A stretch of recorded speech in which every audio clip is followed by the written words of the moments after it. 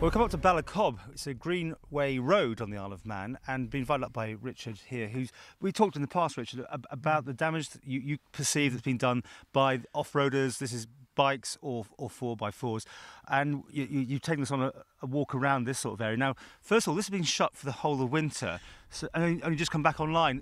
So what we're seeing, is this damage that's been done previously, or is this new damage?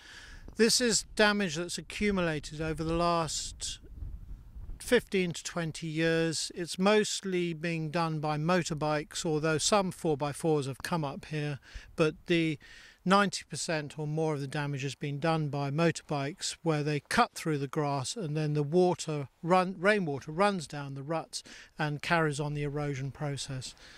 Now, there has been, well, some signs up here, for instance, from the groups now trying to be more responsible, do you say? Because, I mean, there's bits that have been blocked off to try and stop people from widening the road area. So people are doing their thing, are they, not to try and help? There was an initiative a year ago to try and mark the original track and try to keep people to that. But the problem is that the original track has been deeply grooved, scarred, and where the ruts are sort of 20, 30 centimetres deep, bikes are still going to one side and not using the original track. So the posts that they've put in to mark the original track, and hopefully bikes will stay in that, is not really going to make much difference to saving this track. You're against this. You talked to us many times before, but I mean, are you just a very small minority on the Isle of Man? Because I mean, a lot of people get a lot of enjoyment out of this. I know it's been bringing a lot of tourists to the Isle of Man. I mean, thousands apparently. I've seen hotels where you've got these bikes outside. This is quite an important area for some people, and you know, you could be threatening their livelihoods.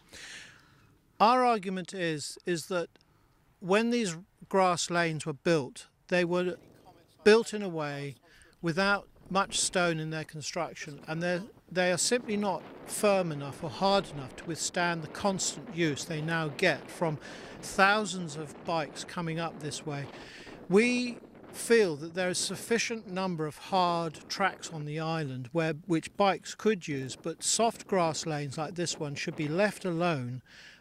This one in particular is now very badly damaged, and the only way you're going to get this to recover is to shut it to motorised vehicles and just allow the grass to recover the ruts and the natural process of nature to start to heal the scars that you see in this.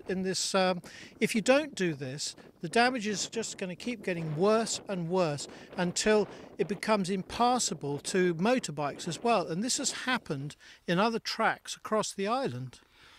I said that obviously people use these all the time for what you're saying there, and they're angry with you. In fact, you have been sort of taken to task over this? I've been threatened several times. Oh, okay. Threatened?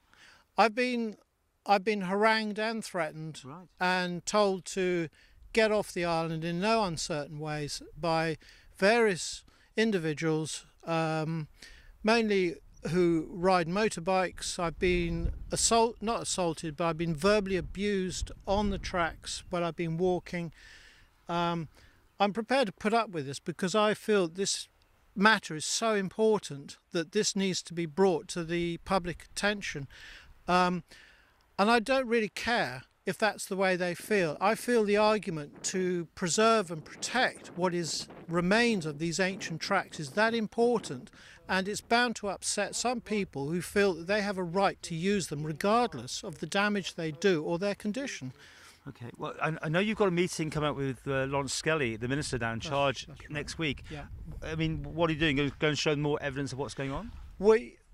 I've been asked to come to a meeting where the Department of Infrastructure is going to outline their proposals for a future use of these lanes, and hopefully I suspect it'll be a policy which they hope will enable some of them to still be used, but to maybe protect some of the more easily damaged ones like this grass lane. But what are you talking about here? Do you want to licence the operation, or do you want to ban people totally from here? This track, at its upper end, its most southern end, I feel is so badly damaged now that the only way you're going to you're going to protect this lane is now to shut it to vehicles, particularly motorbikes, but also 4x4s and quad bikes, because there is no point to keep on damaging this. The evidence is here now. You can see it with your own eyes. There is no point to keep